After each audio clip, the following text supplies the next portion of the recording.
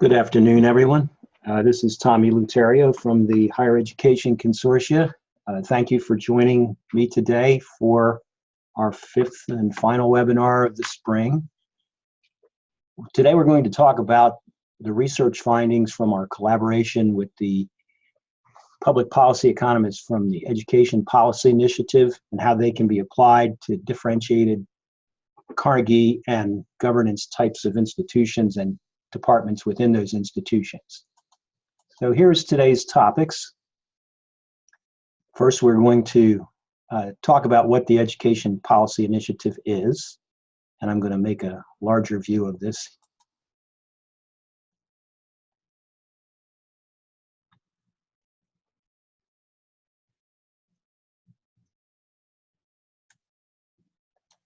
We'll talk about what we learned from the collaboration with the Steve Hemelt and Kevin Stang and Fernando Furquim, their research team at University of Michigan and University of North Carolina, Chapel Hill. In particular, how they've been able to help us find that specific cost drivers that determine overall instructional costs vary considerably across academic disciplines, and not only across academic disciplines, but by Carnegie institutional type and governance structure, that is private or state. The research can be applied to benchmarking for individual departments, and it can serve as a nice complement. And so we'll look at how it compares to our sort of standard cost metrics that are available either through the web portal or as a view of the department level activity, or using the national norms or a peer analysis. So our first task is to identify what is the Education Policy Initiative.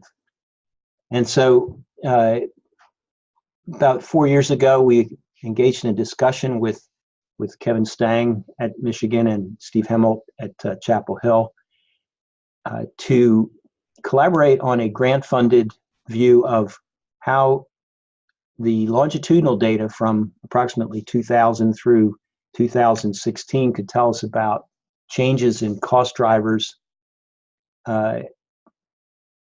Included in this was a view of the data from, does it represent the entire country, and if we need to make some adjustments so that we have a better representative sample, how to do that, and then to look at specifically some of the most frequently reported disciplines in the cost study.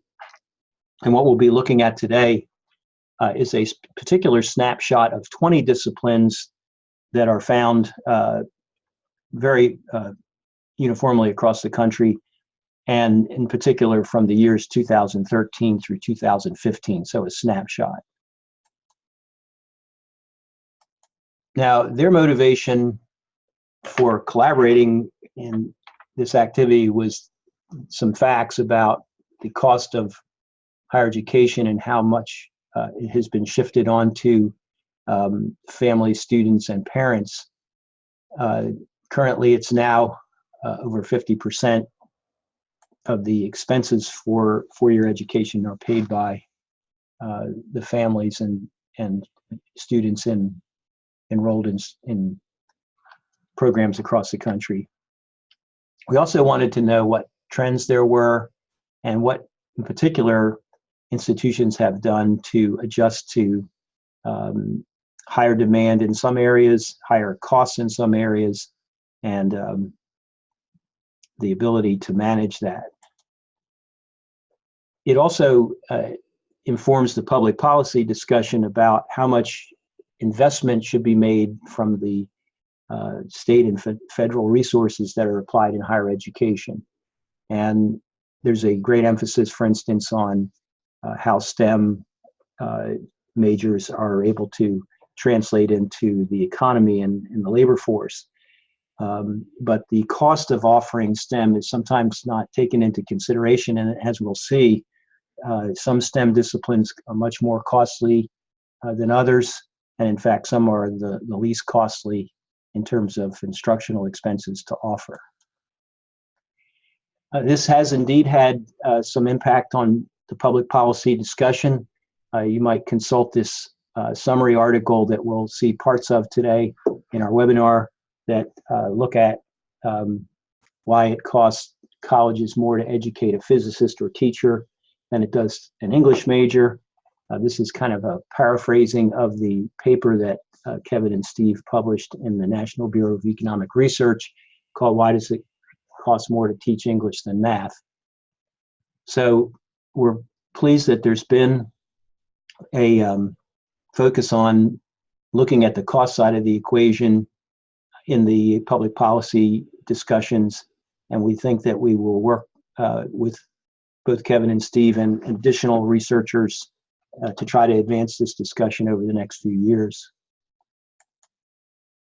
To give you some idea of the size of the cross-sectional study that represents the results that we'll see today of a subset of a very large number of institutions in the panel, about 32,000 and a half thousand observations over 6,500 programs at 486 institutions.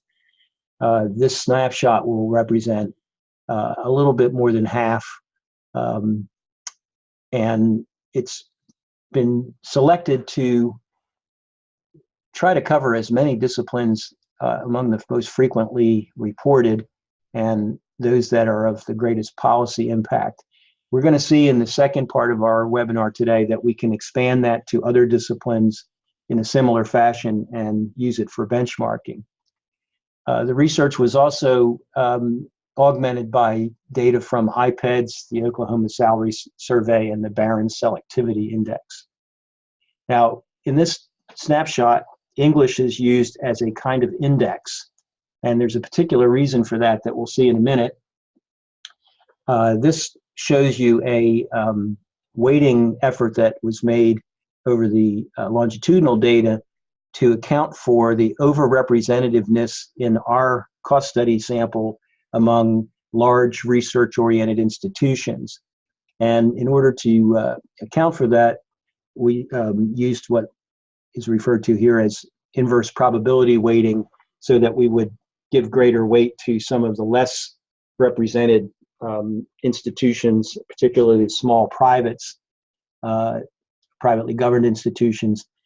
We also wanted to account for the total number of student credit hours that were submitted by each institution, which again is a reflection of both institutional size and departmental size.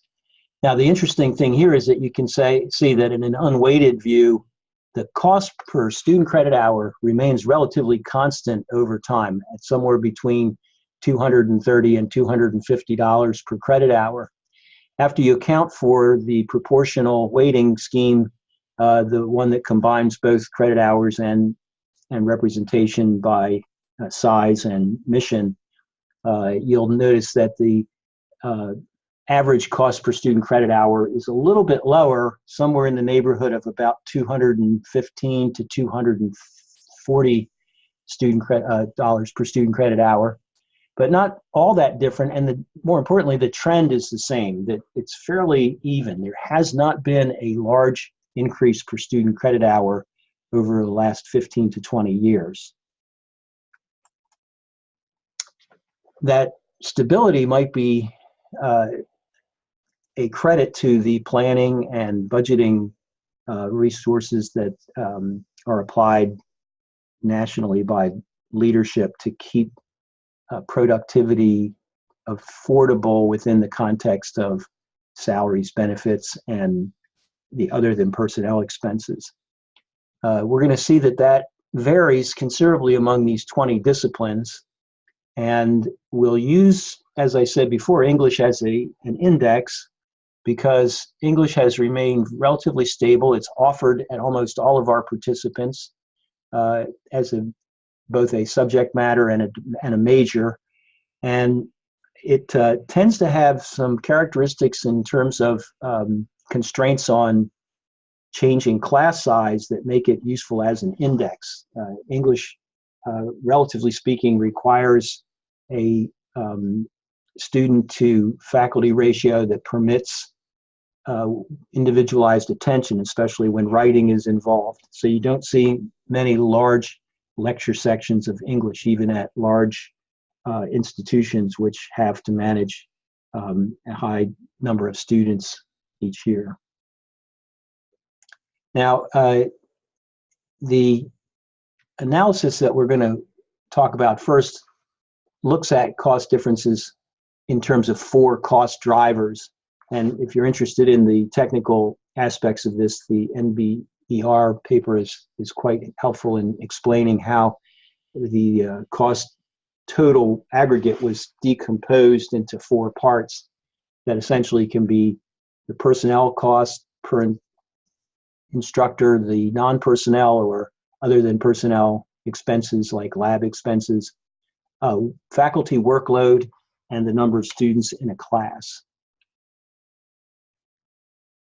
We used a simulation technique to compare these to English and result in a comparative percentage scheme that allows you to say how much more expensive is it to teach someone mathematics than it is electrical engineering. Or actually, you'll see here in a moment, it's the opposite of that. It costs just about 100% more to teach electrical engineering than it does math. So at the left end of the spectrum, the highest percent different from English is electrical engineering. And this is for this nationally representative sample of covering the years 2013 to 15. So there's a fair amount of aggregation that goes into this graph that compares expenses. You see English is in the center with 0% difference from itself. Poli-sci, economics, history, communication, psychology, sociology, philosophy, and math tend to be less expensive, with biology, chemistry, physics, accounting, computer science, business administration, fine arts, education, mechanical engineering, nursing, and electrical engineering being more expensive on this continuum. Now, this is a snapshot from the MarketWatch summary, and you can get a better sense of the magnitude of dollar differences rather than percents, so that mathematics at $163 per credit hour is significantly below that $220 threshold that we establish as an average overall. You'll see here English is at $199 and electrical engineering at $434. So in terms of absolute dollars, and these were indexed using the consumer price index, you can see that the cost of STEM and providing a math instruction is considerably less than it is for educating an electrical engineering major. So the devil in the details are that in mathematics, it's possible to change class size, workload, and salary much more easily than it is in electrical engineering, for reasons which are both substantive at the discipline level, labor costs and availability of qualified, motivated instructional staff, and also requirements for lab experiences and the equipment that goes along with those. So let's do a comparison of 3 disciplines by the cost factors. If we look at the overall cost comparison, we see that philosophy is much cheaper to teach than mechanical engineering, roughly half, and economics is kind of somewhere in the middle, but closer to philosophy. What are the reasons for that? Well, in terms of workload, the philosophy instructional staff are teaching slightly more sections per person, and this is in a semester because this was differentiated by faculty type. So you can see that there aren't many differences between the size, the workload expectations for mechanical engineering and economics, and a slightly higher one for philosophy. Most likely this reflects the type of institution in which these disciplines are found. However, the class size in students per section, the average for philosophy was 89, in mechanical engineering it was 79, and in economics it was 112. So you're able to increase the number of students taught by a typical economics faculty much more so than in mechanical engineering. And philosophy, again, given the nature of enrollment demand and the need for discussions and individualized attention, make it more likely to have a smaller class size. Salary is a big part of the explanation here. The mechanical engineering salary is considerably higher than that for philosophy, and economics is a discipline in which there's been greater demand and the salaries have risen to meet that demand. So we have this component that's important. And then there are the other than personnel expenditures that are significant, but not nearly as large a percentage of the overall differences. So those four cost factors go into explaining a lot of the differences that we observe in the 20 disciplines. Now, when you get to our particular interest in benchmarking, this slide is very important because it shows that if you focus on the Carnegie classification and institutional governance of an institution, there are many more differences than would be revealed in the overall comparisons. For example, the first three bars of each chart are the private institutions, and from the left towards the right, starting with the research and then the comprehensive and then the baccalaureate level, you'll see that there's a tremendous amount of variability just among these 20 disciplines, and in some disciplines you can have trends in the opposite direction. For example, in accounting, we see that the cost relative to English for private baccalaureate institutions is actually less than English, which is contrary to the trend in the other 5 categories. So given that this is an important element of our cost study benchmarking, we set about to see how could we take into account governance and Carnegie class and develop averages that use the same concept as a percentage of the expense for English, and then compared an individual department to the average for its same Carnegie class and governance type. So that looks kind of like this. If we can match the Carnegie class and institutional control, then we have a well-aligned benchmark that can reveal a lot about the variability in a given department from its peers or its most similar departmental type. So the first thing that we did was to use English as an index and compare the cost per student credit hour overall, and then to do the same calculation by the 4 cost drivers. Then comparing the index value for another department with English, calculate the difference in percentages. So a visualization, I think, of this will be much easier to follow than just a description. So here's what a case study would look like for a small, privately governed institution. And one advantage to this view is it allows you to take all of the disciplines that are offered and compare them, again, using English as an index, but then delve into the cost drivers. So what we see is in this particular case, art is a little over 160% of what it costs to provide instruction in English. This is the indexed view of things, and you'll see that philosophy is less expensive, and interestingly, one of the STEM disciplines, chemistry.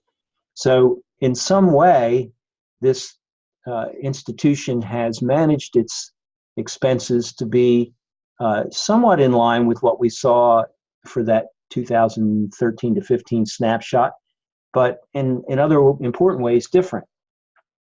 So if we want to delve into the case study a little bit further, we'll look at, first of all, the difference in salaries and benefits. Sorry. So if you can follow the arrow, you'll see that art is paying salaries that are about 14% higher than the same departments that have the same Carnegie and governance type. So the privates in the small M2 participants in the study.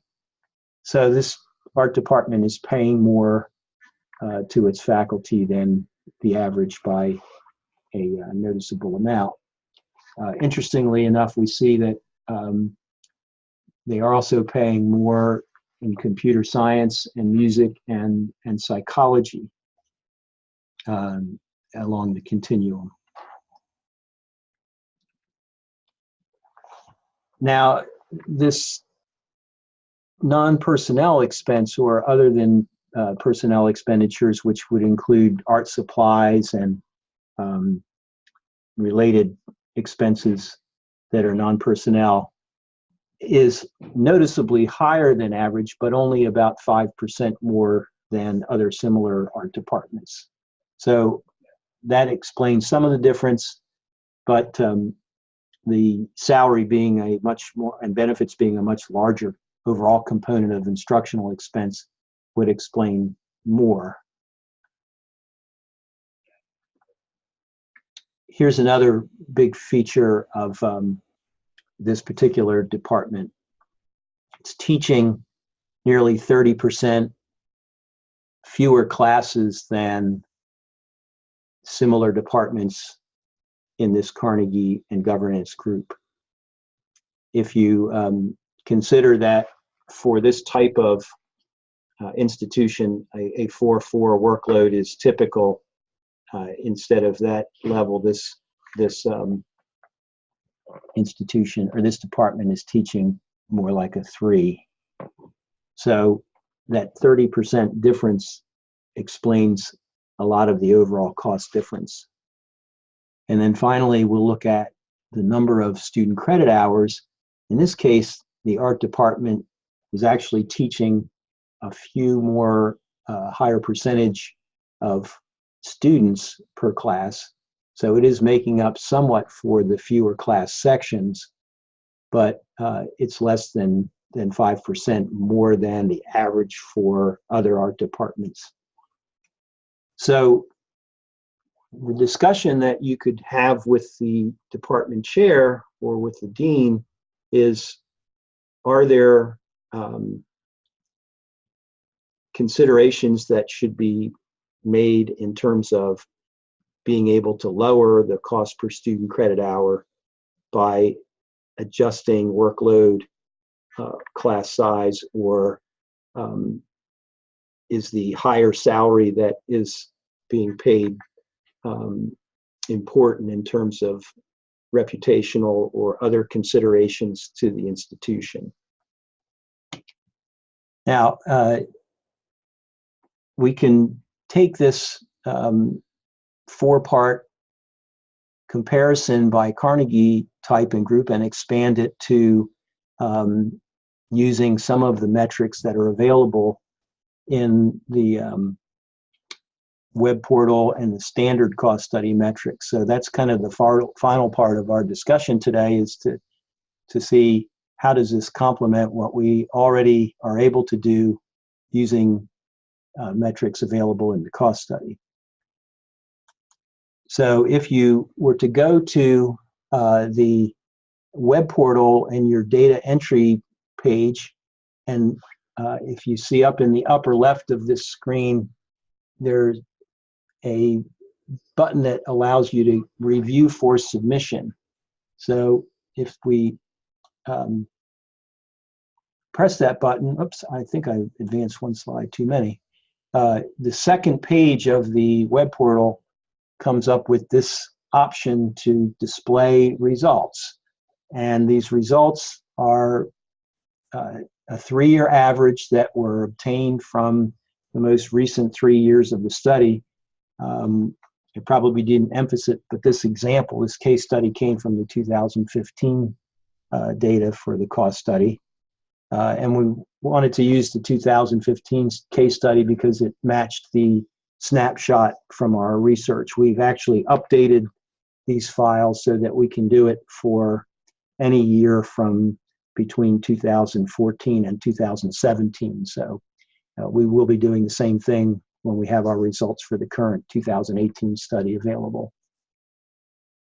So you can select, in this case, the options under average type would be Carnegie, highest degree, or proportion of undergraduate degrees. So we're going to stick with Carnegie for today's example.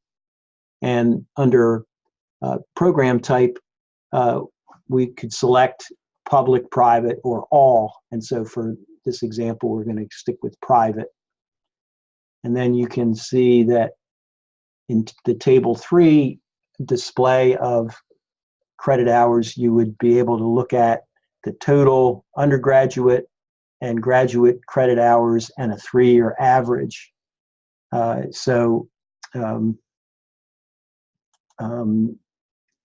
You also can look at the number of class sections. So in our example here, we see that the tenured faculty are teaching 1.84 class sections in this fall semester, and the 3-year average is 2.58. So remember that one of the reasons in the cost drivers that this was an expensive program was because they were teaching fewer classes, and in particular, the tenured faculty are teaching about 3/4 of a section less. The difference that I quoted of a total of 1 would be accounted for by the other faculty types that are also teaching, less than the average and considerably less in this analysis. You can also look at the cost table 4 metrics, and in this particular example, you can see that there were 17 similar small privately controlled institutions as a basis for comparison. So having the sample size available can be useful if you have people that are interested in the confidence intervals that might come from such a comparison. 80% of the faculty here were tenured faculty.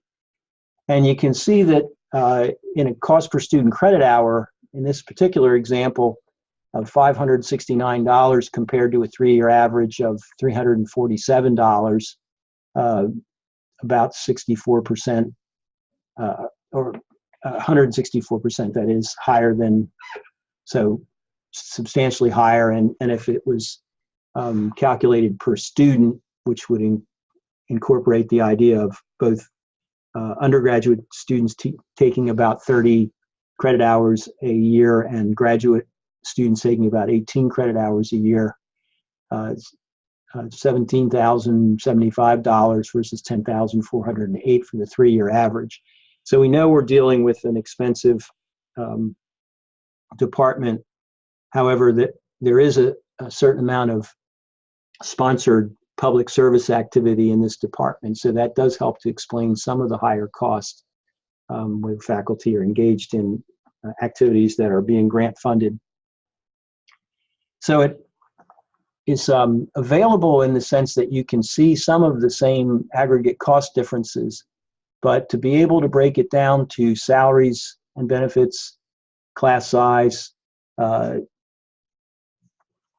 workload, and then the other than personnel expenses, the benchmarking in that manner gives us a deeper understanding of why it's more expensive and what possible approaches might be available for improving the overall performance. So I think at this point, I'm going to unmute everyone. If you'd like to use the chat to make any comments or questions, I would be delighted to have your feedback on this approach. It's something that we are able to do, but it's not clear exactly whether there's going to be a great demand for it immediately, or if we can provide it in enhanced visualizations, if that would make it more useful. Today's webinar was an effort to try to decompose some of these costs into their parts and to show that in addition to advancing the public policy discussion about the cost side of the equation in faculty productivity and departmental benchmarking, that we can also use this for a new form of benchmarking. So if anybody has a question or a comment,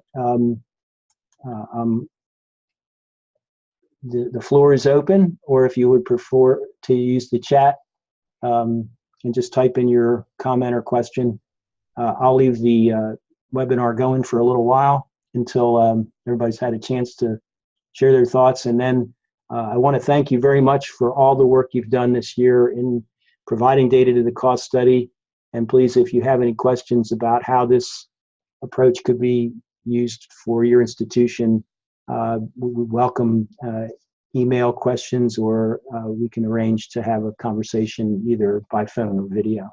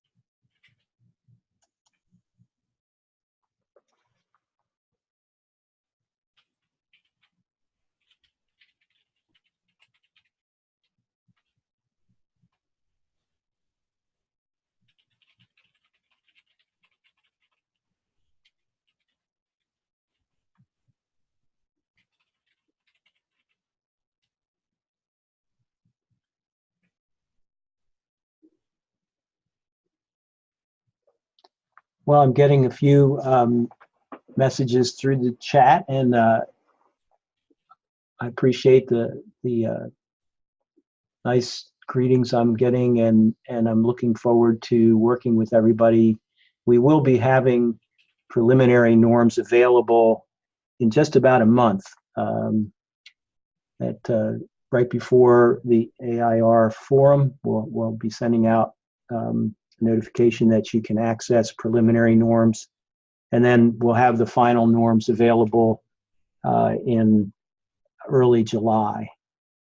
And so if anything comes up between now and then that you'd like to discuss in greater detail, we will be kind of busy with finishing up our data validation. We still have a fair amount of work to do, so wish us well on that. And if there are no other questions or comments for today, then once again, thank you.